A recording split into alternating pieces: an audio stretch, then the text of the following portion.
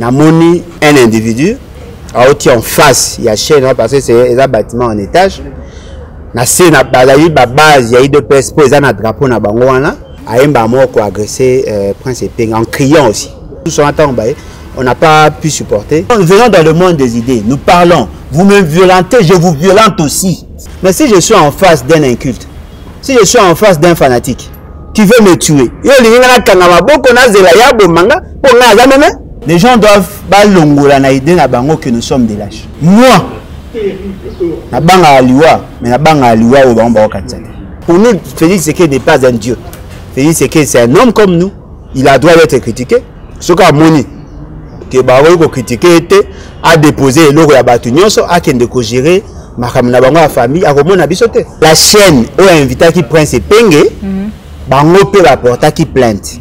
Pourquoi? Rapporter plainte parce que leur client, leur invité était menacé. Pour na ko banga ko la kisaloko bango ba invité qui ba préparer qui ango. Ils sont sortis, babimi premier pour la la police, et non voilà, nous venions de sortir d'une émission, notre invité était agressé pour assister Bicho. Bino boa ba membre de la partie politique. Bon ko kanga motanga politique la société civile te. Ba poste de Bicho de la ba politicien. Députés provinciaux, Bicho, députés nationaux, Bicho, gouvernement Bicho, président de la République Bicho, gouverneur Bicho. Na poste à CENI il faut ba politicien là. Pour payer sa chance dans la société civile.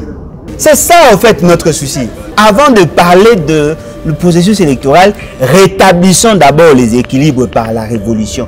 Tant que le peuple ne sera pas souverain. Mais ce Félix Tshisekedi comprenant que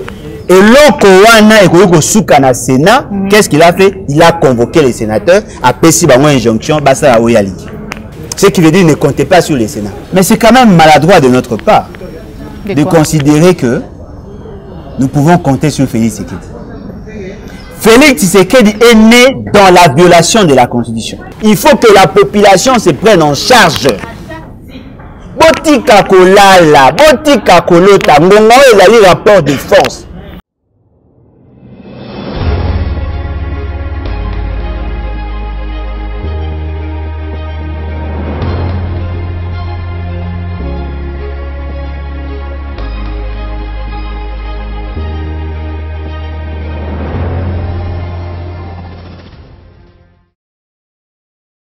Vous allez belé bakolo Congo, ba patriote, ba résistant, ba ebo linga kambo kanabino République démocratique du Congo, mbote nabino, surtout ba ebazui libaku ya ko dans l'émission vérité de tous côtés. Voilà, nazali na sengo vraiment ya kota banda ko nabino na mona mboka Alain Bolujwa, obu sepila kana lengi na ye pesa kama kanisi pour na mai matali mboka.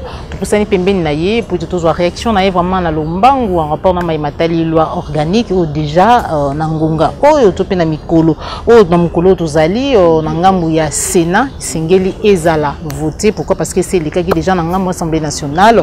Donc le bilan la émission de Komalelo, mais aussi mais kakobeta tout peut sur la matali agression. Maïleka qui lobito qui bande koba ko lobelango par-ci par-là. To yeba qu'est-ce qui s'est passé au juste et bazali vraiment ko reprocher bango na eloko nini pourquoi babi abundi bitumba comme un bon mongala qui se respecte. Avant de commencer cette émission, je voudrais dire un grand merci na yo Joël Gondango chasseur d'images, aux amis sur ma caméra. Merci na cordon Afrique.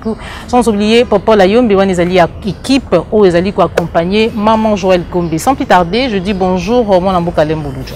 Mbote maman ngai, mbote na balandi. En tout cas, merci une fois de plus pour l'opportunité au plus sur la mkoyo. Voilà. To kolinga to yeba, to koyoka, to moni lobby na ba WhatsApp par-ci par-là, ba kolobela agression. Yo maman Chantal Muboni elongo na mon amboka Prince Epenga bozala ki bongo agressé par banani lobby. Ba s'identifier qui? Bon, en tout cas, merci. Ndebo ebinga afana na commune Ngalema na quartier Otobenga commune Ipen. Nazaki na ba émission, une série ya ba émission. Na kendaki na digital, na longo digital na ke na RTP, na sisi na RTP na 4 RTP ne ba isinga que Prince Epenga azaki juste à côté na canal Mercure. Et la chaîne ya Voici l'homme. Place bakenda au salle émission mais le quoi Mercure bandaki ko émettre té basaki qui émission na RTVH. Nani radio télé Voici l'homme. Ils a la même propriétaire. Tant on a commis na kuti John Kabamba qui était l'animateur de l'émission. na Prince Penge na maman Moboni ba ça l'émission. Na assisté bango, ti na fait émission. To bandi ko kita. Tant to kiti Prince Penge déjà babimi ba okende vers le véhicule. Na moni d'abord un individu en face, il y a chaîne parce que c'est un bâtiment en étage. Na se na balayi ba base, il y a eu deux personnes pour un drapeau na bango wana, bazalaka wana et tout ça. En tout cas la personne qui avait commencé na ebi était mais ba mususu na ebi ba po mingi na bango, ba bana o bazala nzinga nzinga. Aemba moko agresser Prince Penge en criant aussi. Qu'est-ce qu'il disait?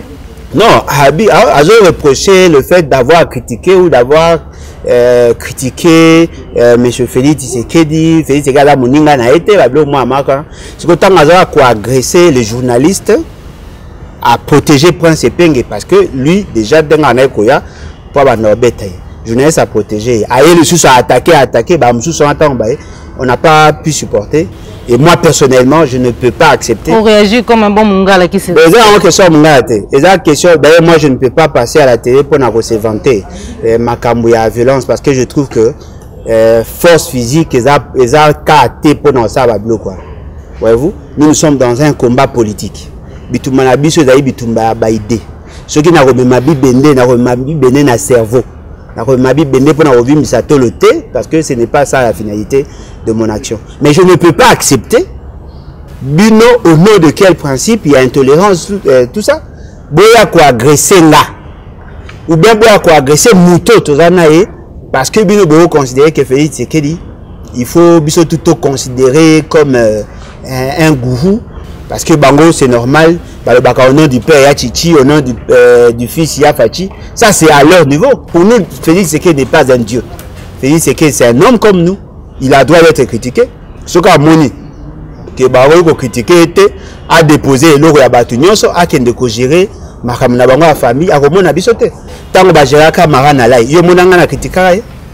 Mais tous ont critiqué parce que nous sommes dans la ligne et l'eau, quoi, là, qu'on décider en lieu, en notre place, sans avoir l'onction populaire, et puis là, ça, Makambo, en violation, à droit, Nabiso.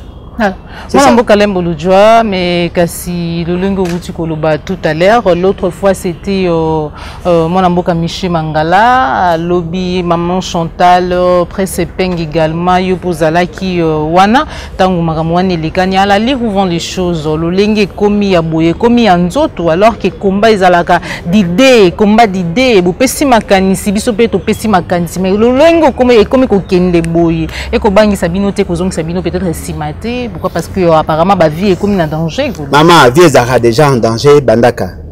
Ce que Hollandi n'a pas le palmarès, Nanga Hollandi, vous avez peut-être surpris, j'ai déjà été empoisonné. Voyez-vous? C'est-à-dire que ce n'est pas ça que Bangi Sabiso. Et là, quand ils ont livré, ils ont aidé. Ils ont dit, na bateau, bakambanga, baïsanga, moi, on va aller la rater. Moi, on va la sortir. Qui vous a dit que l'article 64 qui s'est enclenché sans que Moutaza Likofa Moninga ou sans que Baba Mamoutunabe. Et Koyaga Kaka. Il faut bien préparer, bien s'organiser en conséquence. Et là, qu'on a remarqué, la quasi-majorité à bateau, Bayara ko agressé. Et bima Kaka na aspect mort qui bal. La quasi-majorité. Et ça passe au Mona, au Congo, Moussoaili, Mungala, il y a eu des personnes agressions. Et ça passe. Et ça commence à prendre des ampleurs. Et ça, c'est très dangereux. Parce que le Romo est livré. Nous nous battons pour l'unité nationale. Mais nous ne sommes pas des lâches. Nazal quoi bateau, bazana ba vidéo na mona kawana te batinde la rabiso. Au Romo na muto ba telemi ba c'est telemi comme tout na telemi alali ba wakata ekingo. Non, moi je ne suis pas comme ça. Soko obomanga tout en étant debout.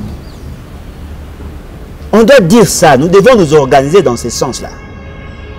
Nous venons dans le monde des idées, nous parlons. Vous me violentez, je vous violente aussi.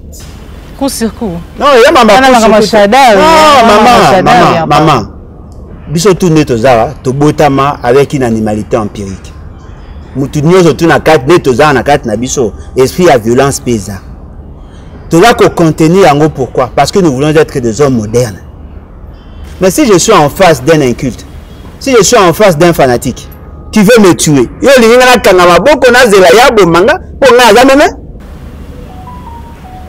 Comment voulez-vous, nous sommes dans le combat politique.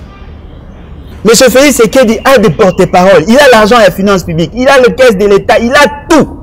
Il peut écouter les mercenaires, les journalistes corrompus. Il fait tout ce qu'il peut faire. Si dans le monde des idées, parce que nous vous attaquons verbalement, c'est-à-dire qu'on vous a gagné dans le monde des idées. Et vous pensez qu'on va se laisser faire?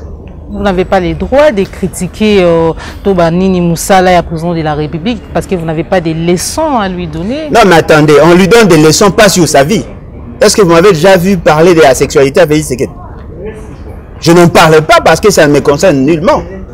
Nous parlons de questions de l'État. Et ces questions-là, la Constitution nous donne le droit de les faire. Qui m'a déjà vu parler de la sexualité à M. Félix? Je ne le fais pas. Nous parlons de la nation. Et Félix Tshisekedi n'est pas un dieu. Yo moni en France, Macron a joué un bâtard. Qui a déjà vu Alain Bolodjo à Lukaba Félix Tshisekedi Bang? Je ne peux pas le faire. Et je ne peux pas tolérer que Moutaba Maël Banga, mais si on a bêti mbaté par Moutou. Et on va signer au bout de Mouton. Oh, na lobby kaka maman. C'est-à-dire que eloko ezali vrai. Notre combat ezali combat jusque-là démocratique. Les gens doivent balongola na idée na bango que nous sommes des lâches. Moi, na banga aliwa, mais na banga aliwa au bango ba katsate. Na banga aliwa, na banga kena kufa na buzoba. Mutumoko ba meni bangi a tout na mutuka. Mais na woko banga jamais quand je me bats pour le pays, quand je me bats pour mes convictions.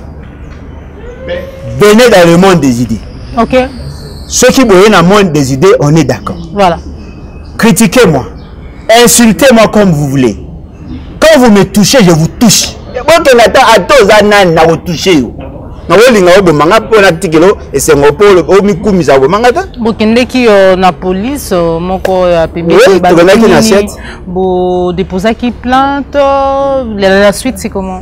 Bon, tu déposes qui plainte, bien évidemment, na Polinacia Tiaïpen, na juste dans un cadre à Wendewana, na cadre à Parki. Quand Prince Abimi, il m'a expliqué que l'habitude est dans district. J'ai compris pourquoi. Parce que, on est dans la circonscription Moussous. Voyez-vous, on va dans le quartier Ngomba Yikusa, on est dans le quartier Pigeon, on va dans le district, et là, juste dans le bateau, on a Delvaux, na Delvaux côté à Sacré-Cœur, et on va dans Kendekuna. Mais au même moment, la chaîne où invité qui prend ses pingues, bango peut apporter qui plainte. Pourquoi? Apporter plainte parce que leurs clients, leurs invités étaient menacés. Pour na ko banga ko la kisaloko bango ba invité qui ba préparer qui ango, ils sont sortis ba bimi premier pour na ko yebisa na police que non voilà, nous venions de sortir d'une émission, notre invité était agressé pour quoi assister biso. Ba yaki ba kuti ba tona ba kangi ba kena. Cette information a déjà ouvert ba 22h. Voilà. Maintenant, ce qu'il faut voir, comment faire le suivi pour sanctionner ces gens. Au moins, là, personnellement, nous avons abattu un baba victime, il y a manipulation. Si on a face à Moutouana, André Rosa Moulouba, parce qu'il est un caractéristique, il est comme nous, il souffre comme nous. Il est victime, il y a mauvaise gouvernance comme nous. Mais au nom de la tribu ou au nom, il y a je ne sais quoi, Azako s'est lancé. Il vient violenter Prince Epenge. Mais il y a des gens qui sont plus dangereux que Prince Epenge pour le pays. Il y a Ataka Bangota. Lorsqu'on vous dit, par exemple, qu'il y a un ordre de paiement, l'argent est sorti. Dans le dossier, il y a Volcan. 315 000 $. Batu bakufi po mbongo ya kosala musala neza qui te pour na prévenir. Personne n'est inquiété. Mais toi, tu penses que le fait seulement que Fouanan a critiqué qui Félix, c'est qu'il faut réagir. Non. Restez dans la philosophie de l'État.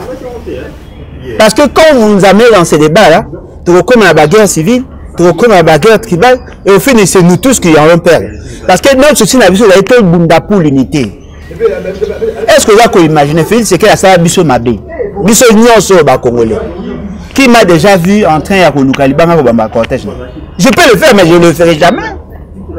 Tout dans un combat, il y a baïté. Bon, le esprit. Moi, je comprends parce que mais tout, le cerveau déjà comme ma bébé. C'est-à-dire que formata tellement mitou na bango, baza koye ba sous mamba combattre.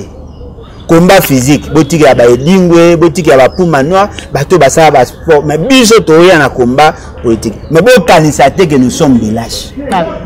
Moi mboka Lembolo Joa pour finir tukoki masima ya ngonga loi organique et matali seni déjà na ngonga otoko solola esengeli bandeko bazali na Sénat bakoka ko voter yango toyebi na ba mikolo ba mbule leka topé na ba gouvernement yo eleka topé ba régime o eleka Sénat et bikisa to ba mboka nzela ya papa Kengo Wandundu.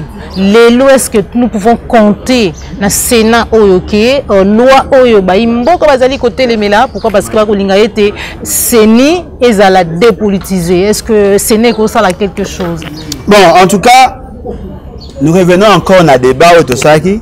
J'ai été mal compris. J'espère que cette fois-ci, Banderonapso à la Mouka va comprendre. Qu'est-ce que moi je disais? Ne prenez pas votre temps à faire des propositions à M. Félix Sekedi. Il n'est pas de bonne foi. La meilleure manière de pousser quelqu'un, il y a qu'on dit ma proposition à Bino, c'est de changer les rapports de force sur le terrain. Aujourd'hui, qu'avons-nous fait pour que M. Félix Sekedi nous prenne au sérieux? Vous avez fait des propositions. Mais vous remarquez, à Sali Samba, à cause de la loi, la proposition à l'Utundula, mais à déformer la proposition à l'Utundula, à Bimisi Malamoussou, mais à l'objet que va salir la loi à l'Utundula. Tout ce que l'Utundula avait proposé, Ming Nango et l'équité, il y a un nombre, il y a un siège, il y a un poste, l'Utundula a proposé, mais pour le reste, ça va salir en côté. Le cadre est à contrôle. Ça n'a pas été pris en compte. Ma proposition est belle, c'est que moi personnellement je ne soutenais pas dans la totalité. C'est-à-dire qu'aujourd'hui, tout le monde se rend compte qu'ils ont profité de la proposition des autres, des uns, pour donner la forme que Bango Balingi sur la CENI. La CENI est une institution d'appui à la démocratie. Bino boa membre de la parti politique. Beaucoup quand on la société civile. Poste que biso de toujours les politiciens, députés provinciaux, biso, députés nationaux, biso, gouvernement, biso, président de la République, biso, gouverneur, biso. Na poste à CENI, il faut que les politiciens vous payez sa chance dans la société civile. La société civile a rebima le quoi la fédération à football. Mazembe, Beya, Nyoso, Bino Nyoso, Borosanga, Borokeno Bunda match, mais Mouto a organisé match à la Mouto à la partie prenante. C'est ça en fait notre souci. Souci n'a biso, bien que moi personnellement j'ai une idée, avant de refonder l'État congolais, on doit passer par la révolution populaire, que la population a recouvré le pouvoir naïe, où ils allaient consacrer dans l'article 5 de la Constitution, pour que cette fois-là, tout changer rapport de force, afin que tout même la réforme. Mais le corps va couler tout Martin Fayulu et les autres, qui n'a pas ça, qui n'a pas réforme, la moindre des choses, c'est laisser le bureau entre les mains de la société civile. Biso na 4e République, le membre de la CENI va constituer exclusivement de la société civile. Le membre il y a plénière va constitué par le délégué des candidats.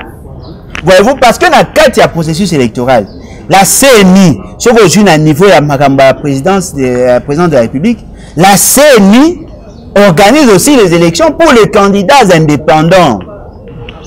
Est-ce que CENI pensa ya biso est vraiment indépendante pour avec notre ils appui donc ils ont appuyer juste si seulement il y a l'indépendance sur la démocratie mais ce qu'ils ont qu'est-ce que la CENI attends ce qui va il y a société civile viendra vers na sika autant sous indépendance et ATP démocratie ezalité. Voilà pourquoi on a eu la même philosophie. Bravo. Non, mais maman, voilà pourquoi je suis d'accord avec vous. Voilà pourquoi nous disons, avant de parler de le processus électoral, rétablissons d'abord les équilibres par la révolution. Tant que le peuple ne sera pas souverain. Quand le peuple est souverain, c'est le peuple qui décide sur qui doit être président et comment le pays doit fonctionner. C'est ce qu'on appelle démocratie. Quand le peuple est souverain, à couper sa indépendance nationale. Voilà pourquoi je dis, commençons par la révolution. Mais quand Martin Fayulu na cadre la Mouka, bango balingi bakena. Kassela ne tienne. Toko ko ba bango te parce que Ce sont des réalités. Ça, c'est ce qu'on appelle analyse positive. C'est-à-dire que vous faites analyse par rapport à ce qu'il y a. La démarche n'a pas dépolitiser CENI. Ma confession religieuse, n'a un exemple, SCC, Lingomba Nazali. Bon, bien que SCC est un peu compliqué, c'est un peu dans l'assemblée belé.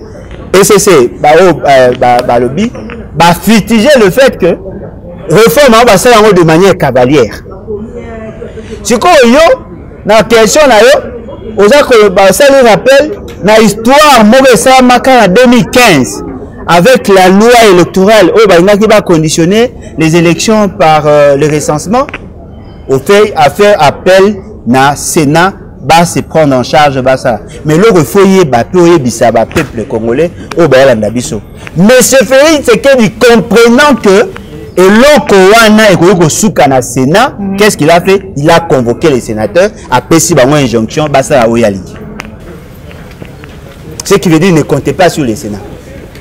Alors tu connais le sénateur Camille. Bah ça la paix surprise hein. Maman, bah ça je peux promulguer. Mais ce fait c'est que nous t'avons promulgué loi wana. So bani passage en force. Mais ça en force. Ce qui Sénat a salué texte Moussou bango va se péter. La voix il y a Assemblée nationale qui est prépondérante. Le président de la République entre guillemets a promulgué loi à l'Assemblée nationale en Ndimi. Automatiquement tout CENI est allé caporaliser.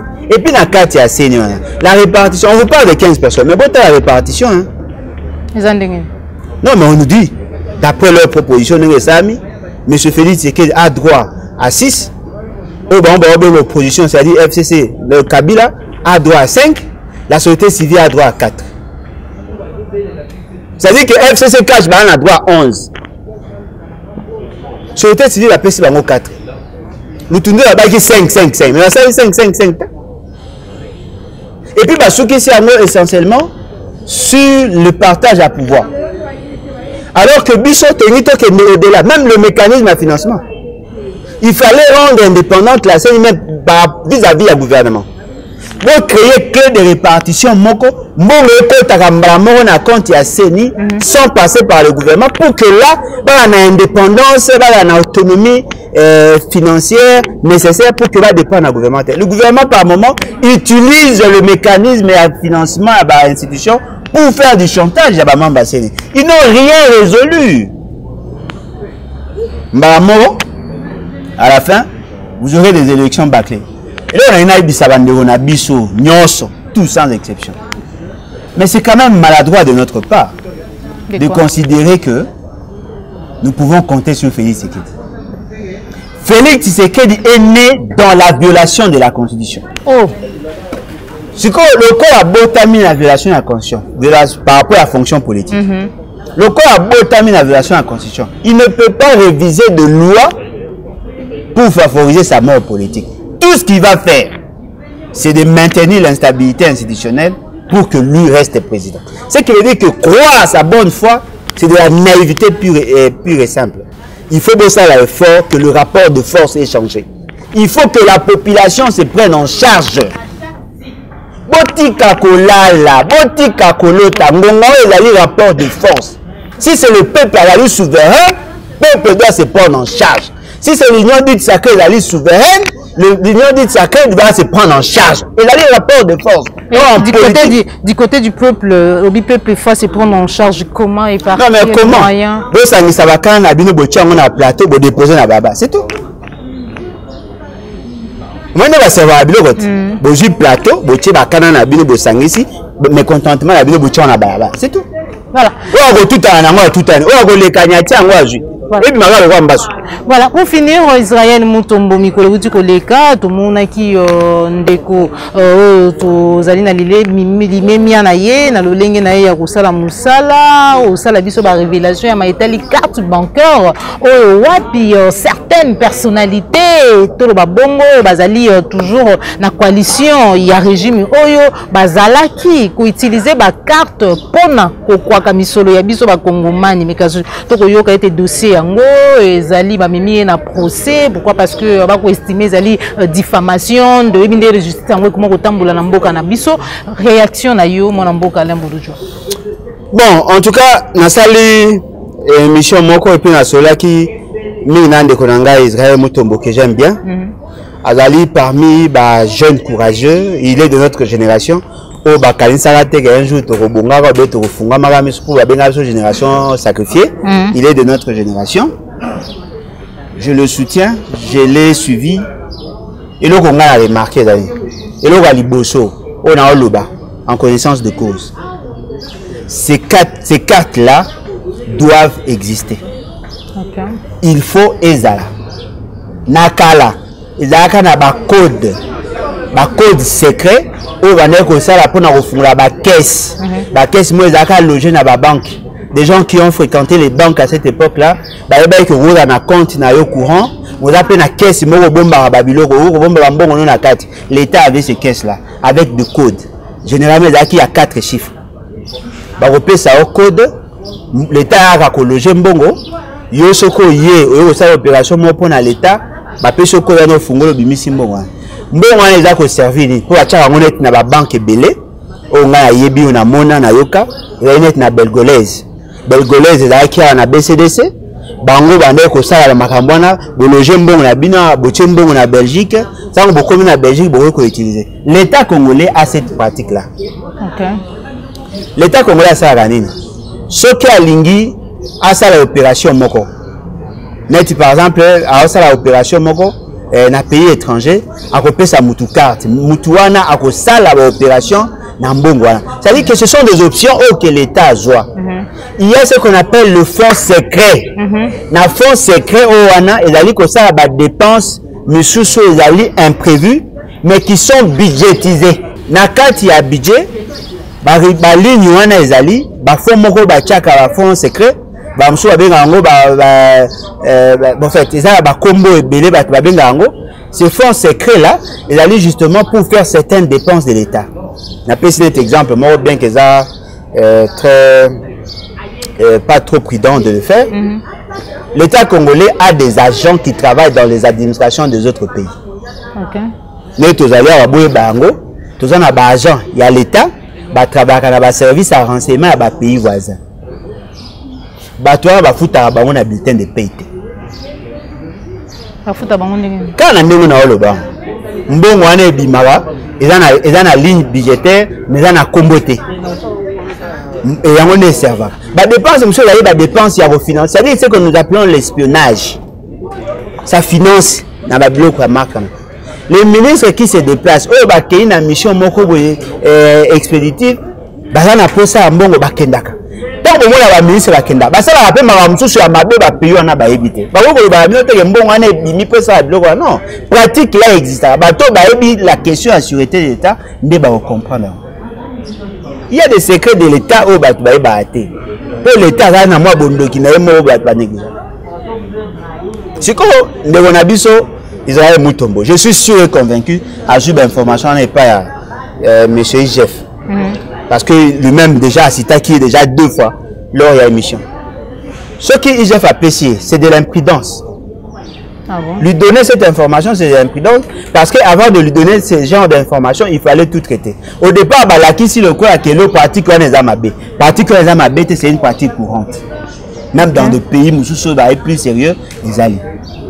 Et là, quand on a ces pays dans Israël, alors que na kati ya bakati wana ba koma kosa elango ba dépense ya ba vie ya bat. Non, on donne à un ministre cette carte, il peut faire des réceptions pour accueillir ba partenaire, il peut dégager des dépenses pour na kosa la makambo ezali lié na mission na ye, mais il n'a pas le droit à koke na cash point ko bimisa mbongo, il n'a pas le droit de donner à sa famille. C'est une carte de l'État. Et d'aller lier la fonction à Moutala quoi assumer. On ne donne pas à un individu, on donne à l'État. C'est-à-dire que quand vous êtes ministre, on vous donne cette carte. Na carte ya liste na bango. Il y a une bateau bazaki ba ministre. Mais la liste ya za na ngo nga na monité, abi que za na bateau muso bazaki na ba fonction te. Ata ceux qui ba na ba fonction te. Bon la prudent à publier la liste wana parce que ceux qui na carte wana, beaucoup na ba agent double de l'État ba ko boma bango na ba pays ska baza. Il faut, la sensibilité de l'État voudrait que cette question est résolue à niveau de la service.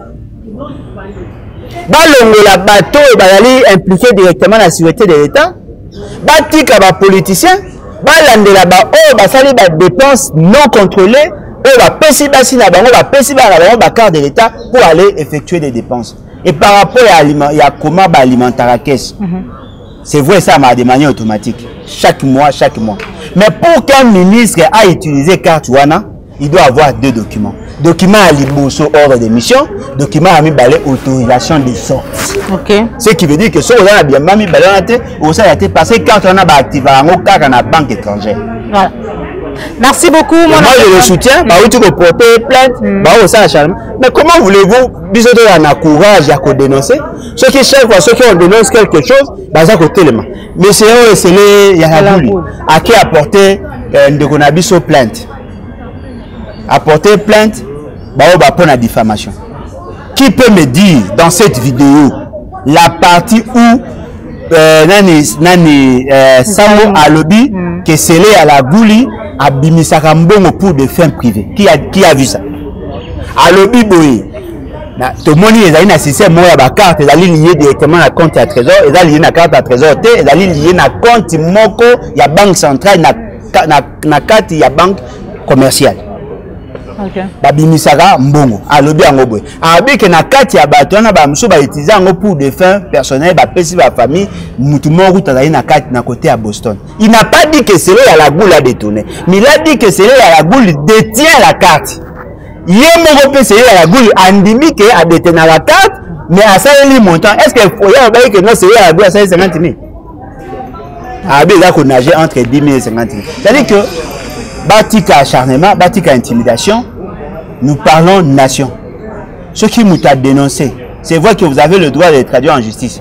Beaucoup de la procédure au Bomemi. Beaucoup de attaquer Vinaete, beaucoup de humilier. Parce que tant beaucoup de makuna, tout le monde a un exemple. Beaucoup de batailles dans la cité. Beaucoup de kuna na niveau de la justice. Ah oui, j'avais globalisé sur tel point, mais j'avais spécifié pour tel autre point. Ce que Bimisi kuna alobi, na le exemple. Et là c'est là la goule tu as dépensé qui n'a pas bongo. Na Bimisi abino voilà, moi si, na exemple, moi si à Aubin, tout le monde à Aubin Minako, à Boston, à utiliser qui carte de tel jour. Boulubani. Merci beaucoup, mon ambo Kalembo Lodjoa, tout comme une émission Nabiso. Merci Nayo, Joël Gonago, chasseur d'images. Aujourd'hui, qui c'est ma caméra. Merci à Christian Wopate depuis Paris. Merci na Cordon Opimafri. Jado Mbala, Moto Pamba, Ndeto Kabwani Awa. Merci na Jacques Makabou, Papa Lembo Lodjoa et Amboto Kabwana. Vraiment, numéro de téléphone pour Nabaïba Kozana Bosenga. Oui, en tout cas, merci. D'accord, pour rappeler que la création est partie et là qu'on continue. Chaque dimanche pratiquement tout ça en réunion, bateau balaye musique à en contact na biso à partir à Zoom pour participer à la réunion. Bawo pe ba na Kinshasa ou bazali na Congo mobimba pour participer. Pour la routine de message de Benga plus 243 81 250 28 51 81 250 28 51. Boya tout ça ensemble, tout ça c'est que tout le un nouveau paradigme, le changement du Congo est possible avec des Congolais conscients. Espoir exact. Merci beaucoup mon Galembo Lodjoa, merci à maman Mélanie, papa Lambia Imotema, madame Ritibiaï, papa Alphonse Sala, Ndeko Dominique Sanalo, papa Laurent Bomunzande to Kabwani Awa, ce que c'est pela qui na émission, ouais. Bon, dès que ça habitude ngate. Ouais. Et là, les bangas te maintenant souhaiter un joyeux anniversaire. Hein? Oui. Joyeux anniversaire à maman Tonga. Anniversaire le 9, le 9. Oui. Joyeux anniversaire maman Tonga. À Koki Simboula, bien que basi babanga à couper Samboula. Joyeux anniversaire maman Tonga. Merci beaucoup. Oui. Na olinga pe un jour pe batanga pe comme on est pas Tonga. Merci beaucoup. Joyeux anniversaire à maman Tonga. Joyeux anniversaire à Bayenion sur Botami Mukolo Malelo. Tukutani bongo malasi masinkola télévision ce que c'est une émission ou liker et partager yango ce que les amis ba liboso landa biso ko bosa na te ko s'abonner na kati ya la chaîne de vérité. Au revoir.